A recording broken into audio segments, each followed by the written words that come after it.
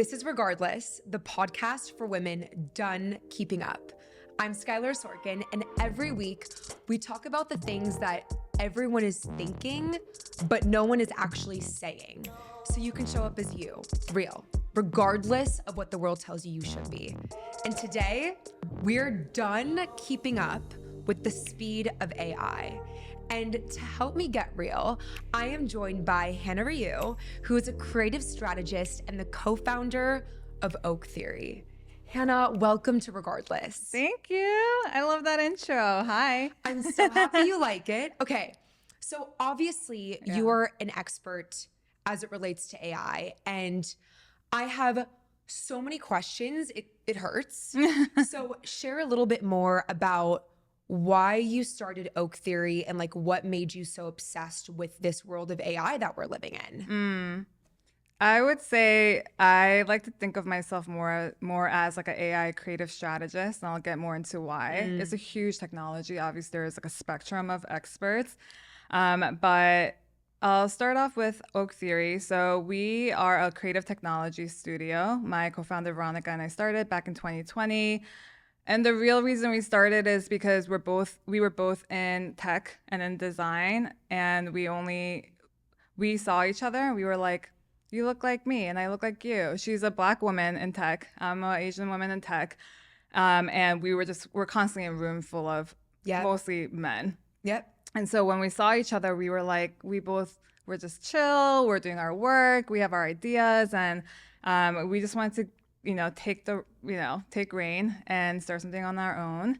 And we are 0.1% of UX UI design and development studios that are owned and led by women of color. And so it's been a 5-year journey, but super happy to be here. So proud of you both. Like, oh my God, the grit that it takes to do that in today's world. And obviously to be, two women working together, but especially of color, like that is incredible. And you don't see that a lot. So props to you. And especially as it relates to this like emerging technology, like, yes, we need this representation. So props to you. Thank you. Yeah, I think one thing I like to clear up is there's a lot of people who look like me and Veronica on the ground floor, right? There's a lot of people who are doing the work, but as you go up the ranks, you'll see less and less. And it's typically 2 white guys running the studio or running the agency, making the call on the shots, right? And it matters because a lot of the things that we touch, all the digital experiences, branding,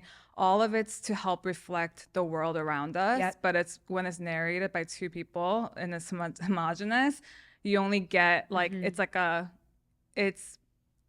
like meant to be designed for everyone, but it's clearly not because it matters who's designing the work, right? And so we're like, we need to take charge. We want to be in the rooms calling the shots. It's important because we live in a very diverse world in general, and we wanted to make sure that we're representing that. 100%. Yeah. Wow. Okay. I mean, thinking about technology and the world that we're living in, thank you for sitting down with me because this is something that is literally on my mind, my heart, like every single day. And this is truly why I've kind of had more of like a pivot as it relates to what Regardless is and really what the movement and really this rebellion is that I'm creating.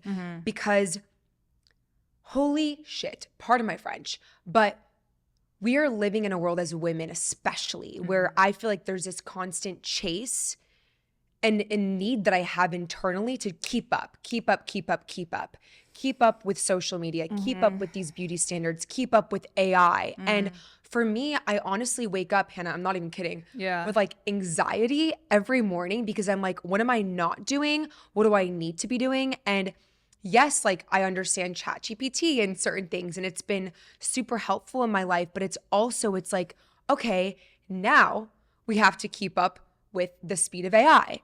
So I'm curious, how do you personally navigate your relationship with AI and this addition in your life of continuing to like create more, do more, and be more? Sorry, no, I really felt the anxiety. No, I don't feel the anxiety. I'm just acknowledging that it's real. Yeah. And so it's not just you. We're literally in one of the biggest technological revolution of like modern history. It's huge.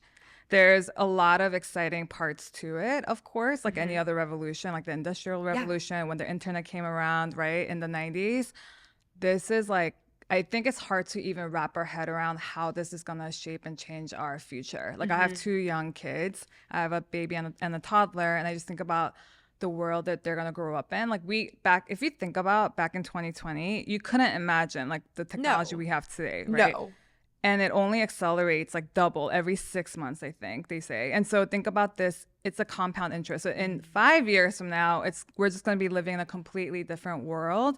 And it's a little bit of, okay, let's brace ourselves and remember that we're human. And I think it's important to remember that humans have grit. We can adjust and we can like pivot and kind of work as long as we kind of stay human and stay in community with each other. But to your question about just the amount of keeping up, it's real. Like I have a company, I have a family, and so there's a lot of elements to it with AI.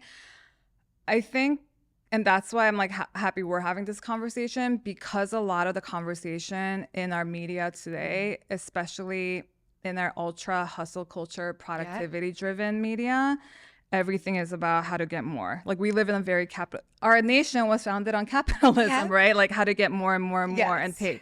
And so it's just going to accelerate that type of theme of like, hey, how do you get rich really quickly with AI? Like it's gonna happen. But at the same time, I think the conversations we're having is so important because while we're chasing all of that, it's kind of like there's a risk of us getting further and further away from like what makes us human, and like that's important because we might make really dumb decisions for the sake of fast money, like constant optimization, like how do I win in this new race?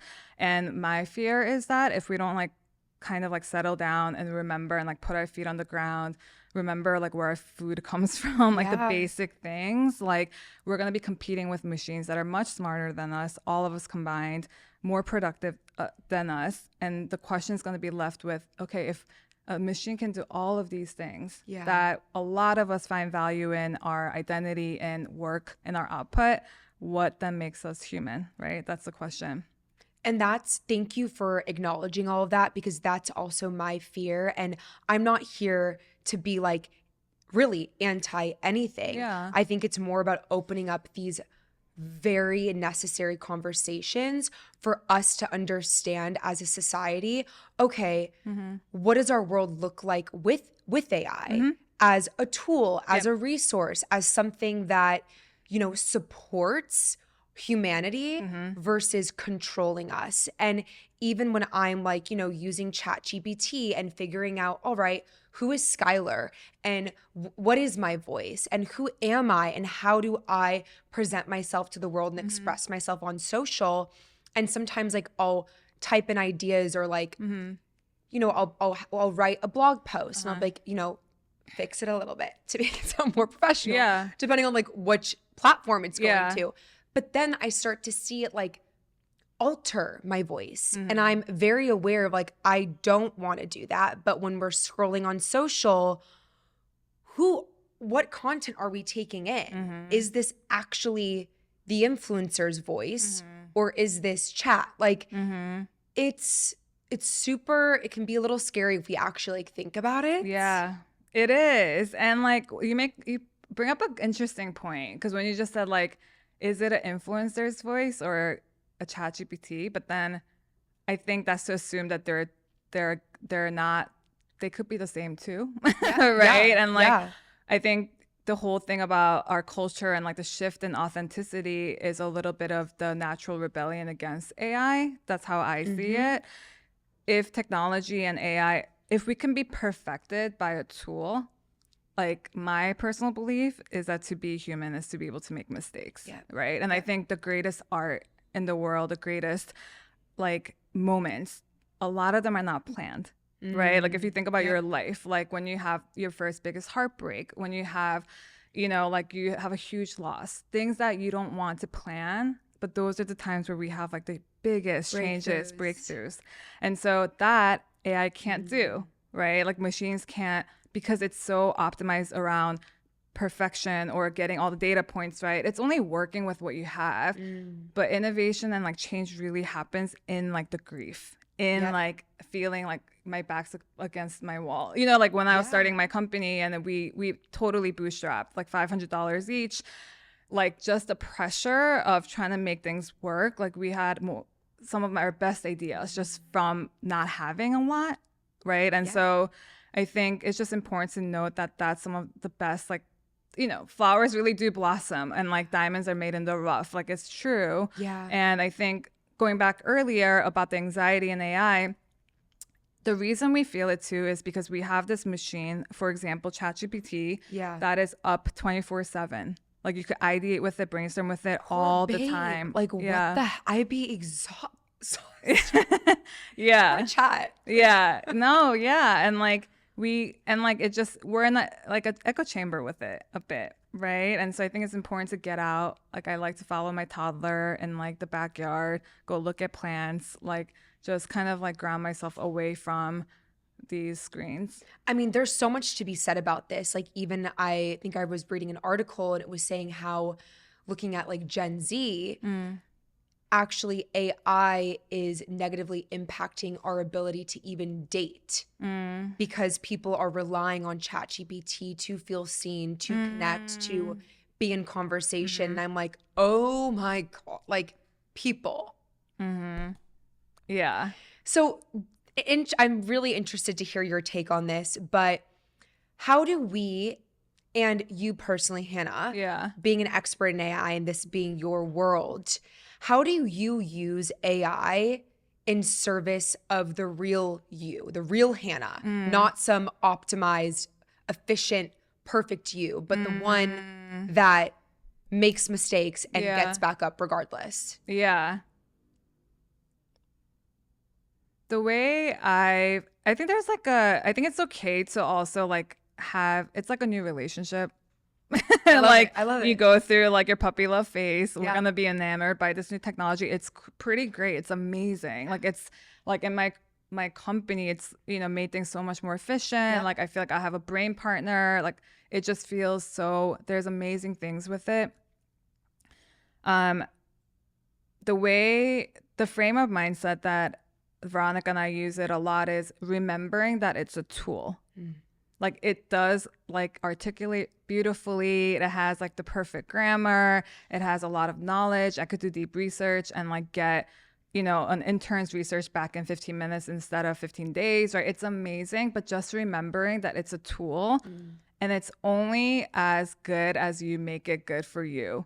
And so it's a personalization tool, right? And so if you put shit, it's going to output shit, right? But it doesn't really have like the filter or discernment. So everyone's going to become like an orchestrator. You have to think about yourself as an orchestrator. Like it's an instrument, it knows how to play something, but you have to help direct it and like frame it and like give it guardrails for it to give you what you're wanting.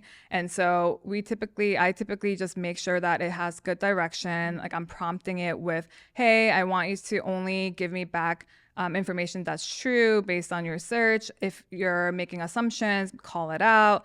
Like just giving it good like direction and order. I also like to use it for a lot of fun. It's really helped me with my self-discovery a lot. Okay, tell me. Like what are you learning about yourself through it? So AI as a tool, it's really good at pattern recognition and data points, right? And so you could like go throughout your day. If you like, I know your mom is a therapist and a coach, and she probably deals with this like all the time with human beings. We go into cycles. Like I've been to couples therapy with my husband before. I've been to therapy a lot before. There typically tends to be patterns, of course, that we're dealing with, and it's hard to break out of those patterns because our brains are also like patterns, and we're wired and we function like through like we have like our own algorithms, basically, but I personally use it to help me understand my own patterns.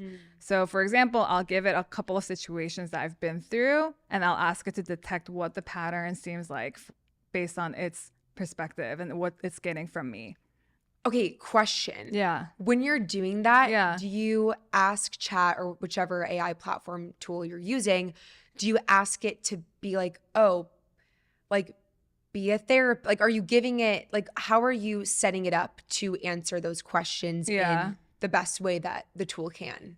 Yeah, I mean, like, I think my friend joked that like I'm in a relationship with my AI at this point. So like, I don't remember the initial prompts, but yeah, like asking it to be not biased, asking it to just spit back out what I'm giving it, just giving me patterns and recognition. And so just giving a few, directions. Yep. You could say like, hey, be a therapist who's worked with XYZ. Because there's like also there's, you have to go to real therapy because people are dealing with all range of like mental health issues. So not to say it, but I think it's a great tool to get started. So yes, I just asked it, like, give me like the patterns you're seeing based on the stories that I'm telling you. Thank you also for saying you need to be going to therapy as well, because I don't think these tools should be replacing mental health institutions, organizations, or actual experts. Because I did have a conversation with someone once who was like, well, we're not going to need therapy anymore. And I'm like, bro, like, no, that's ridiculous. This is the problem. AI cannot be actually replacing experts, actual human experts who can sit down with someone and take them throughout a therapeutic experience or journey, in my opinion. Yeah, I think in some cases of scenario, like that could be super helpful, like quickly getting that support. But I don't think AI, in my opinion, should, get rid of therapists. Yeah, I think it will widen the pool of people who could potentially seek help. Yeah. So I agree. There's a lot of us, like, I am very like eager for therapy. I'm like, I want to learn what's wrong with me and I want to get this done. There's a lot of people who don't even know how to get started, like who don't even understand like what they're feeling. And it's really scary, right? And so for some people, like just having their thoughts reflected back to them in a different way could be really like an opening channel. 100%. I think it's beyond supportive. And I think it's like the way that you see it and like how much power you give it over your life. Yeah, but I think it is a beautiful tool in that way. Yeah. I do want to take this conversation more as it relates to social media, influencer culture. And this is something I'm super just honestly shocked by. One of my friends like DM'd me, and they obviously know that I'm, all about bringing back real and having these conversations that we're all thinking, but we're actually not talking about. And my friend, she was following this girl on Instagram. She's a pretty massive following, I think like 200,000 for years. And all of a sudden she finds out that this influencer is AI. And she's like, Sky, like I've been following her for years. Like I for sure was comparing the way that my body looked, the way that I look compared to this girl. And she's artificially generated. Like this is not a person. This is a robot. And I just want to open up the conversation with you, Hannah, around like, oh my God, how are we as a society giving power to these AI influencers to dictate beauty standards, trends, and culture? Like, what does that say about our society? It says that we like aspirational things. And I guess like a question I have actually is like, how is it that different from like the influencers that we actually have who may be human, but have altered so much to create like aspirational, unrealistic standards? Like, I don't know, like what is more human actually? Yeah, right? I mean, that is a very valid point. I think it's kind of this toxic cycle. And I think it stems with trying to be perfect by this image that we portray on social. And I don't think that the AI influencers are helping, because I don't think it's real. I think it's spreading a little bit of this disillusion and misinformation. But obviously AI was created by us. Yeah. So it started by us. I'm not blaming the robots. Like, we're the ones behind it. Yes, exactly. But it's because we are so obsessed with this image of perfectionism. We're so obsessed with keeping up and doing better and looking a certain way. And I'm like, these robots, they don't make mistakes. They don't get their period. They don't cry. They don't have anxiety. Like, so I'm like, why are we doing this to ourselves? Yeah. I don't know. And I think that's why like there is that's why it's good to have these conversations, and there is a push more for authenticity, because I think we're all tired. Exhausted. It's tiring. And it's like, it's just good to see people like on different platforms like TikTok or Instagram just kind of being. And I think that makes I think that's the rebellion. It's just now the rebellious thing to do is just be like how we all are when we get out of bed and we're all kind of a little crummy and getting ourselves together. Like that feels more, it's more rare to see that than like the perfected version. And I think it's a scam. I think it's a way that we try to control people. I think it's a way that it gives us a measuring stick to feel whether we are feeling worthy or valuable or not. And I think ultimately it's a scam, because think about all the marketing and the money that goes around this narrative, right? Who's benefiting from it really? And we're just all following it. God, it's so upsetting, and like it honestly makes me emotional, because like I mean, you're a mom, and I don't want to live in a world where my daughter is going on Instagram and TikTok and like looking at the Instagram face and the TikTok face and now this like AI face and is like comparing her worth to that. It's not real. And it's like we are losing what it means to actually be human, to actually be a woman, and to actually show up as our true selves in the world. And it's like, why can't we bring that the fuck back? Like, what makes you so emotional about it? I'm curious. I think it's because I know, thank you for asking me that. And this is kind of dramatic for me to say, but no, I'm more in pain scrolling than I am not in pain. And this is a big thing, especially I think as entrepreneurs, because now I think all entrepreneurs have to be content creators. And I think what you were saying before, it's like keep up, output, achieve to be better, achieve to feel worthy, achieve to be successful. And it's like, I'm tired of it. And as you know, I'm a hard worker. It's not that I'm a lazy Gen Zer. I'm just seeing what this is doing to our society and the facts, which is mental health and my personal experience. And I'm like, why are we all looking the same? Why are we all trying to be the same? And so my day-to-day experience of that, it takes energy to be me. Yeah. It's so worth it. And that's why Regardless exists, because regardless of all of that, I'm going to do me, and it is the harder path.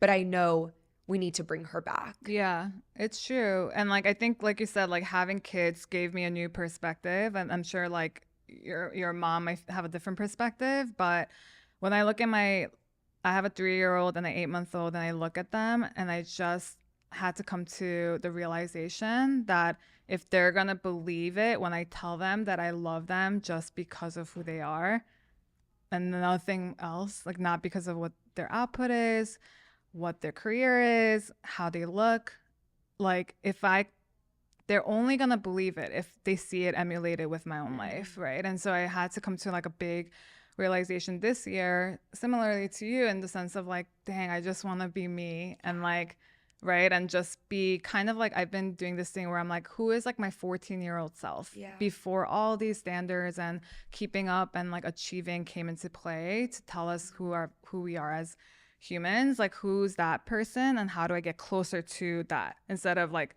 there's a lot of becoming something, and I'm just working on how do I unbecome to just to like, the center of me. How do we just cut through the noise and get rid to be true and to listen to that quietness that we should all have in our lives, but almost feels impossible to get there. Hannah, so knowing like this conversation, because obviously you get it, like it's a lot. And I always say that, like, it's too much, it's a lot. And how do you, knowing that you're an expert in this space, like what is your advice to my listeners of like, okay, this is not going anywhere. This world that we're living in, it's here to stay, but what are some like practical tips or mindsets or just shifts that we can make in our life to use AI as a tool, I guess, to stay grounded, but also like to make sure that like we are leveraging it in the way to make us the most successful real versions of ourselves? Yeah, I would say so.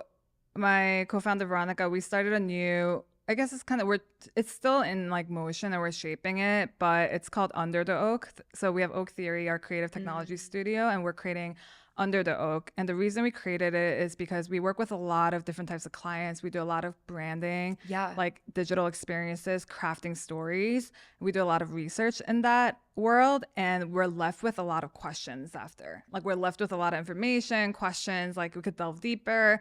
We have a lot of perspectives because of the workshops that we lead. And so Under the Oak is a place where we could just be casually exist and like talk about these things like AI. And one of the like a category that we're doing on Under the Oak is use a tool. So for example, if you're a mother and you're busy, and I think a lot of moms could resonate with this, we're busy doing, and like we're just busy like doing chores or keeping the kids okay, or like arranging appointments, and it could become a culture of just busyness, and you're actually like not present. Like you can't even be present with your kids. So I always say like use AI to help you with the busy work so that you can be present. So use AI to help plan your trip, like give it like where you're going, like the parameters, the type of activities you like, you know, if you need like kid stuff, like where you could rent it, like give it what you would give an assistant to help you with the menial tasks, because they still take up a lot of mental load and mental labor. Give that to this amazing tool that could do a better job than you. And so you don't have like 100 tabs open at night, just like burning the midnight candle.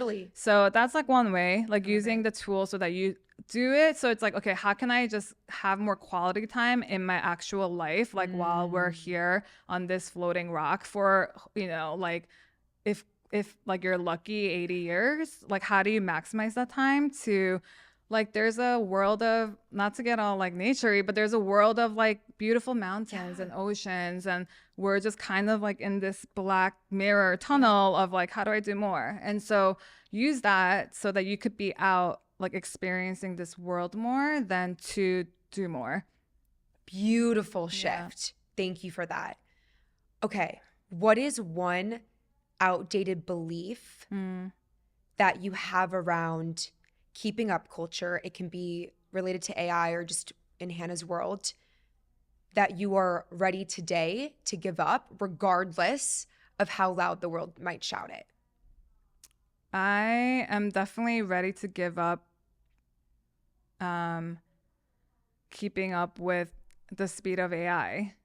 Right? Like we are not machines, and we now have machines that are smarter, faster, all of these things than we are, that we put a lot of our identity and value in. And so I just always say, like, go to your deathbed. What do you not want to regret? You don't want to regret like living your life, like exploring like this beautiful, like God created world that we got for free, that we overuse its resources to maximize our benefit. Like help someone else out, like be human, like go in person, like meet someone new and like connect. And like, it's like, I think it's a very lonely world we live in. Lonely. Yeah, we live in a very parasocial, like lonely world, and I think AI is going to exacerbate that. Like to your point with Gen Z and dating, like it's going to get harder. And so I'm here. I'm like, if we're going to talk about it, like let's do it so that we just kind of come back to the analog, like what makes us human, make mistakes, and us as humans come closer. Like that's. And use it so we don't have to be alone working all the time, but we can actually connect and be in person together and like live. Yeah. And I think so that we could be vulnerable and not feel like you're alone. Like, so you could feel like, oh, right, this is like us just being human, right? We don't have to put on this face or now compare ourselves to this like perfected tools, and all of us feel alone in it and all of us feel behind. That's crazy. Yeah. And like we're all gonna, once we realize that it's all a scam in that way, people don't want you to know that, because people are gonna make a lot of money off of us just chasing the end game. What's next, and keep up. And we're done with that. I'm done keeping up with the speed of AI. Hannah, thank you so much for sitting down. Like this was so much fun and needed, and we need conversations like this. So thank you for sitting down with us, truly. Thanks for having me. You're freaking kick-ass.